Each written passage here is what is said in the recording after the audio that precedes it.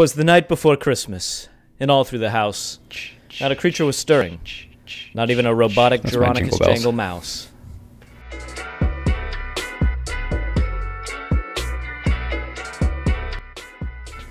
What's going on, everybody? Ho, ho, ho. Merry early Christmas. What the hell did you call me? Up today, we're starting off the holiday spirit a little bit early. As you know, Christmas basically starts the 1st of November. Thanksgiving is just something that's sort of sprinkled in there. Up today, the new release on Netflix. I almost said Geronicus Jangle. Jingle Jangle. Geronicus Jangle. Geronicus Jangle. New story, new take on a classic Christmas legend. This was a big production, musical number, family movie, holiday feature. It had a lot going for it. And while my physical Santa hat is on, my proverbial Santa hat is off to the cast and crew of Jingle Jangle. I was blown away by the voices in this, just the sheer scale of everything, the production. Really fun movie. Definitely more of a kids movie than I thought it was going to be. I thought it was going to be... I don't know. Tell me if I'm making sense here, Chris. I feel like there's a difference between a kids movie and a family movie. Does that make sense? Yes. I agree. Like, I feel like in a family movie, there's something a little bit more for the adults, like Elf, for example. I don't know if I would say Elf is a kids movie. I would say Elf is maybe a family movie. Drop a comment down below. Let us know what you think of that, because maybe there's a discussion to be had. I don't necessarily think they're the same thing. This was definitely a little bit more of a kids movie. Yeah, than it's a little flatter. As far as definitely a little flatter, a little more childish, I guess, a little bit less like adult themed stuff in there. But what'd you think, man? Jingle Jangle. I saw it on there. Was excited to watch it. Initial reactions. First thing I noticed right off the bat. First of all, the music is pretty cool. Second of all, I feel like the adult actors made the movie better. Yeah. With like some of their scenes, like the scene between. Gustafsson. That was a few days ago. Like Gustafsson, the bad guy. Guy. Keenan P. Jesus. Keenan. Yep. Key. My God. Kegan-Michael Key. His interaction with, these names, Geronicus Jangle. Geronicus Jangle. Baby. When at the end, when he's like gives him the gift, and just Keenan Keel's reaction. Jesus. Kegan-Michael Key. There you go. Kegan-Michael Key. His reaction to the gift. It was really solid acting between. I mean, one of them's an Academy Award-winning actor. It's. You think you're on the naughty list or the nice list this year? Absolutely naughty. Absolutely.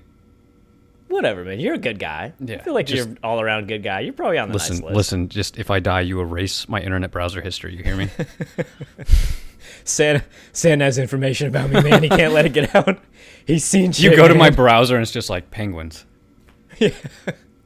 How to build. Yeah, I don't know. I think I'm probably on the nice list this year. There hasn't really been a lot of opportunity to put yourself on the naughty list this year. I know. Nothing. Literally just trapped in the house. What's on your Christmas list this year, man? Top 2 items on your Christmas list this year. This brand new camera that I'm recording on was check. A birthday present Santa.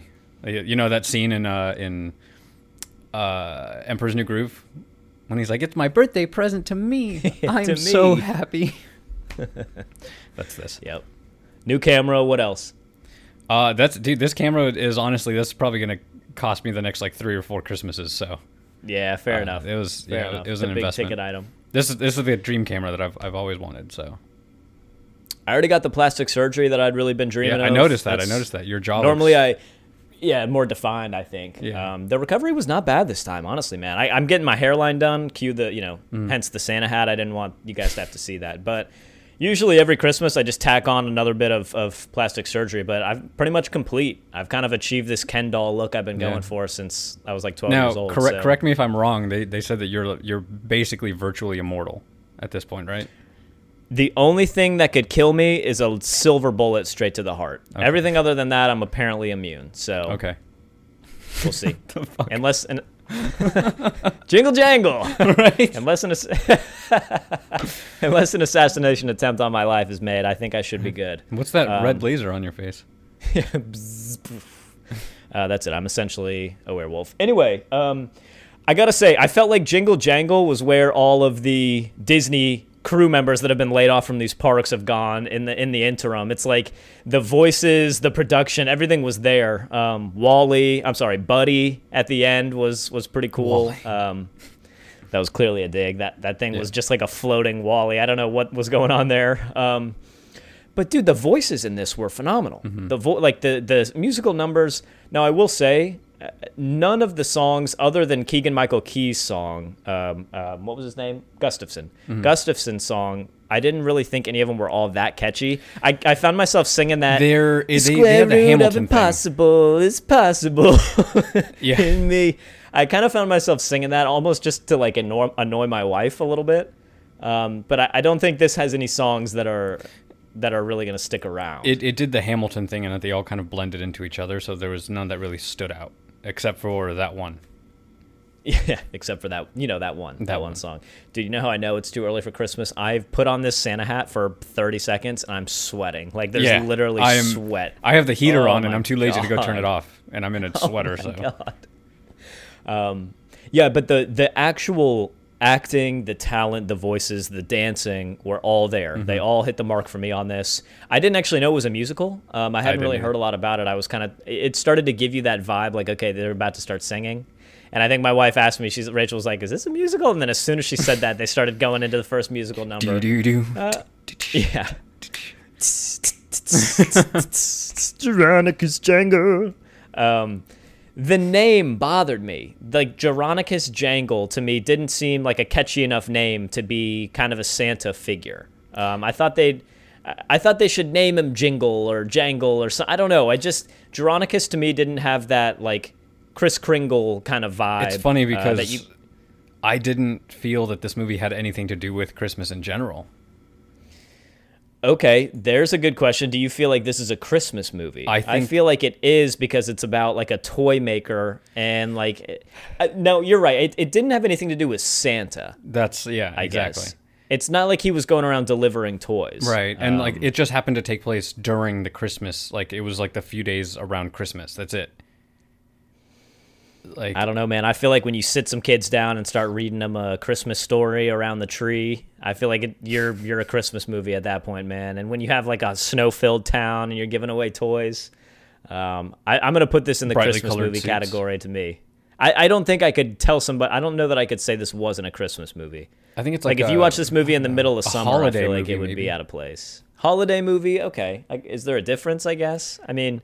between like a Christmas holiday, like a December holiday movie and a I don't know. If I think of a Christmas movie, I think Santa, and I think things like Elf and the Santa Claus and Home Alone. I don't know. Actually, you make a good point because they never really reference Christmas at all. Yeah. I don't even know if the word Christmas was said in this movie. Because there was something at the end about Christmas Day. I don't really remember. My brain was just chugging along. You start making the big reveal on Christmas Day. I feel like sometimes you're really taught in the line. You're walking the line of a Christmas movie. But okay, holiday movie, fair enough. So maybe change my expectations then a little bit. I mean, then again, it's no more a Christmas movie than like Please, Sir. No, that's Oliver Twist. Oliver Twist. Little Tim from Scrooge. Dude, a Christmas Carol? Yeah, I guess. Yeah, so what I'm saying, that face you Christmas Carol's definitely a Christmas movie. Yeah. Dude. What I'm saying is that it doesn't reference Santa Claus, and it's still a thing. So I guess what I'm saying is I changed my mind. I think it still could be, because I guess just like it's got to have Santa in it is kind of a very narrow... Leave a comment down below if you think this was a Christmas movie. I feel like it's got to be. I feel like it has to be a Christmas movie. But you make a good argument, man. This is the argument that tears apart the podcast. Yeah. We haven't said it yet. I'd imagine you would know by now that this is your spoiler warning. Right. If you haven't watched this, Geronicus dies at the end. So if you haven't watched the movie, you should probably go check it out and come back to this. Really painfully, too. Oh, yeah, it was brutal. It turned into a real gory kind of thing. What'd you think, negative, what did you not like about Jingle Jangle? And this is going to sound so picky for like a kid's movie, and I was trying to debate how to rate this one and how to analyze it, in the sense that like I can't compare it to, Casablanca or anything like that. Like, this is a children's movie. But The part that bothered me the most is when they were doing math with things that had nothing to do with math, where they were like, it's the square root of possibility or whatever. I was like, that was weird. I was like, that makes no sense. You could have easily kept that idea of like math and magic and all that, with the thing in the air or whatever. That's cool. But what? Like you could have just used real science and it would have been just as interesting. Yeah, he's like showing her formulas and she's like, that's the squared division of faith. And he's like, very good. Yeah, what's this one? That is the derivative of excitement. It's like, this isn't math. Yeah. This is not real math. It totally pulled me out, but I think that's because I'm an adult. It was a little weird. Yeah, but it was a little bit of a weird concept. Other than that, I feel like they could have done a little more. I feel like they could have hired. Ooh, I'm towing a line. I feel like they could have done a little more with the songs, just to make them a little more unique and dynamic and flow from one emotion to the next, I guess. But again, yeah, I agree with that for sure. The songs didn't really stand. The voices behind the songs, yes, they were there, but the songs themselves didn't really stand out to me as being all that catchy. Yeah. Also, the robot served no purpose to the story. They discovered him, and then they were like, "Hey, he's really cool." And then he just floats and smiles and kind of creeps you out. Yeah, and then they just had to go save him. Creepy. But like, we've seen him in one scene. We don't really care. Just let them have the toy. It's fine. And also, I didn't really understand the premise of Geronicus losing his spark. So he orders something in the mail or has something fabricated or whatever in the mail that could he not have just ordered another one? That's or made another my one? question was too. Like, unless he sold his children in order to Yeah, I mean, I didn't get that. He has this store. He creates this concoction for this formula for some sort of chemical that makes toys come to life, and then he just forgets how to do it. Like, were we supposed to? Excuse me. Were we supposed to assume that the notes that Gustafson stole had the formula that he had written down, and he wasn't able to just never again? Like, this is the one time I have to write this down. Some like just middle of the night drunken stupor. Just right. This is it. Yeah. He's like, I didn't quite understand that he would just kind of fall off like that. I don't know. And then to me, the movie never really had like a good climax. Like, it felt like the most intense part of the movie was just them riding a little sled through a fan. Yeah, which not possible. Not possible at all. At all. Just like what? With how fast they were moving, and her head was turning at like a normal frame rate, but the fan was like, I was like, no. Yeah, I don't know, dude. But the square root of impossible is possible in her. So I feel like maybe that's it. I her think little number was cool with like the library and stuff. Yeah. Oh yeah. I just don't know. I gotta stop having these expectations for these movies, man, because I totally thought this was again a holiday movie, maybe not so much a kids movie.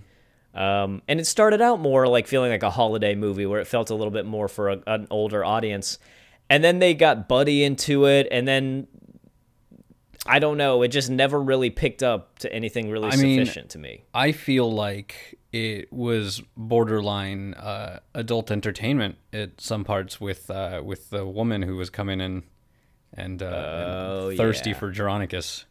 Oh yeah, there was some Geronicus lust going on. So that was put me in the holiday spirit. You know what I'm saying? Show kids the right way. I mean, so yeah, this was a all-star cast for sure.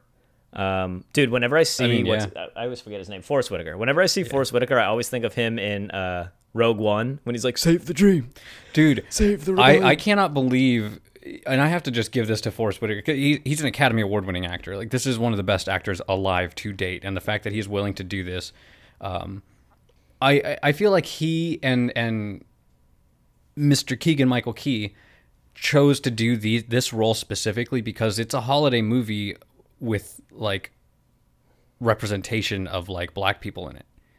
Sure. I can't think of any other holiday film that does that. You know what I mean? Yeah, I'm trying to think of any big ones. I don't know that I know of any. And I think they chose to do this film because of, the state of the world and the way things are going. I think it's important for specifically people of color to use their platform and you know, show that it, you know, representation matters and stuff. And so I will give Forrest Whitaker that, and I will give him the fact that holy shit, can that guy change his accent? Like, because I was thinking the same thing about Rogue One, where I just you know, he talked kind of like this, and like in this one he talks like a nerd. Like he's got some chops, man. Yeah, he's got some acting chops on him for sure. I'm all for the representation, man. The statement that the movie makes is great. Yeah, and yeah, it was absolutely. filled with an immense amount of minority talent. You know what I mean? It was incredible. The dancing, although I will say those two white kids that were like breaking it down to the kind of African themed part. Yeah. Dude, I was laughing my ass off. I was like, oh, they had to throw those two kids in there, and those kids are like giving it their all. Giving it their all. The like white girl with the red hair, just like breaking it down. I was like, okay, all right, cool. Oh, that's so funny. Oh man, but the representation was great. And again, dude, I am taking nothing away, and I've said this is my third time saying it now because I want to make sure the listeners understand. I'm giving credit where credit is due. I'm taking nothing away from the talent behind the writing and stuff. I don't think any of the songs were all that catchy, personally, but the voices were phenomenal, and the dancing was phenomenal. Technicality and the was scale. Absolutely. And you know what else was really good in this one, man? Kind of looking at this from more of a critical point of view, was the scenery, the set design and was great, what do you call it? The costumes and everything. What people were wearing, it looked great. The whole thing looked great. Yeah. Yeah, it did. They put a lot of thought into it, and you can see that. There was a lot of thought and a lot of heart put into it. It just so happens to be, I feel like as an audience, we are kind of expecting something more because of the cast that they chose, and it just doesn't. It doesn't deliver. You know, it's a kids movie, is what it is, and so it's a little hard for. I can see kids, like young kids, you know, 4, 6, 8-year-olds growing up with this and thinking, "Wow, this is the Christmas movie I'm gonna love growing up." So well, and this looked like something right off of the stage. I know John Legend was one of the producers of this. Oh, no way. Definitely. I'm telling you, this is a loaded cast and crew. I mean, this took a lot of people, and like I said, it really did feel like this is where they took all the brilliant Disney talent, where everybody's been laid off. They said, "Hey, come on, let's put you guys to good use and make like an incredible production movie."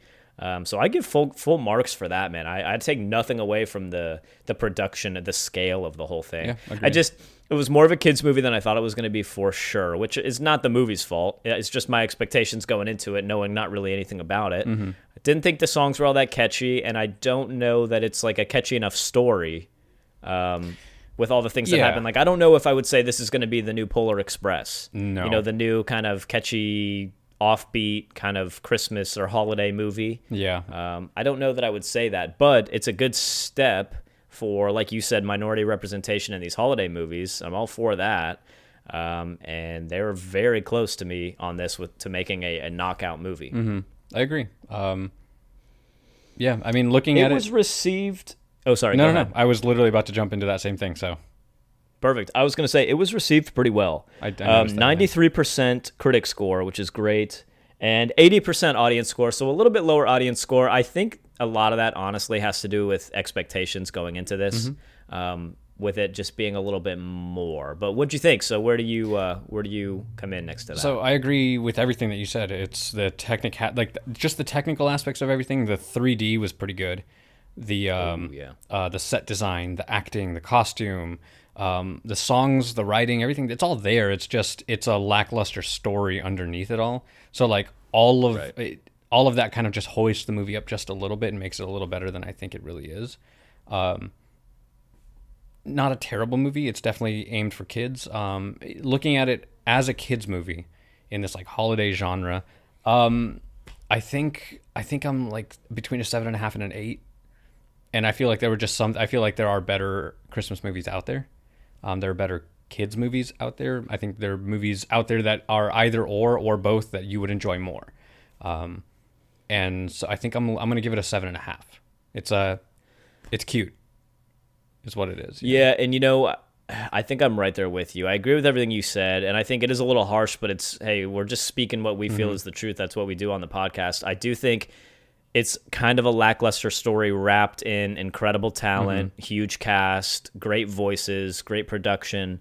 But still, at the root of it, when you cut into it in the middle, it's a little bit of a lackluster story. I was looking for a little more substance in there, the actual story itself to be a little more catchy, a little more heartfelt, I guess. But I do think if you were watching this with younger kids, I don't think that they would dislike it. I think it's an enjoyable movie. Yeah. I think there were some things that were a little bit of a letdown and some things that probably didn't even need to be in the movie at all, like Buddy, for example. But yeah, I'm between a 7 and a 7.5. And I hate that because I feel like lately I've been on this roll where I'm giving a bunch of these movies like 7 to 8. It's a lot of the movies we've been watching have been in that range. But I mean, it's not our fault that these movies haven't blown us away, or not every movie can be a Capone. Well, here's my God, if you're just watching this and you've seen the movie Capone, please look at our channel and go watch the review for the movie Capone, because I guarantee you, if you thought that movie was horrible, we are right there with you. We were dying laughing in that review. But I mean, my thought process on this is there's no way I'm giving this something in the 6s, because the talent behind this and the effort that must have gone into it was insane. Oh, yeah. But then I start thinking of putting movies in the 8s, and I look at the other movies I've rated in the 8s, and I just don't feel like this was that good of a story. I felt kind of bored, to be honest, as I started watching this. So I'm somewhere in the 7 range, between a 7 and a 7.5. I think for me, this one comes in at a 7. Okay. And I think had the songs been catchier, 7.5 for sure. Had the story been better as well and been a little more heartfelt, 8, 8.5, and then, just it is what it is. It is what it is. But I'm going to come in with a 7. So that's it. A 7.5 from the critic, 7 from the common man. Leave a comment down below, guys. Let us know what you think. Did you love Jingle Jangle? Because this was a big movie, big moment on Netflix film, and very exciting to see. Cool that they're kind of taking a step in this direction.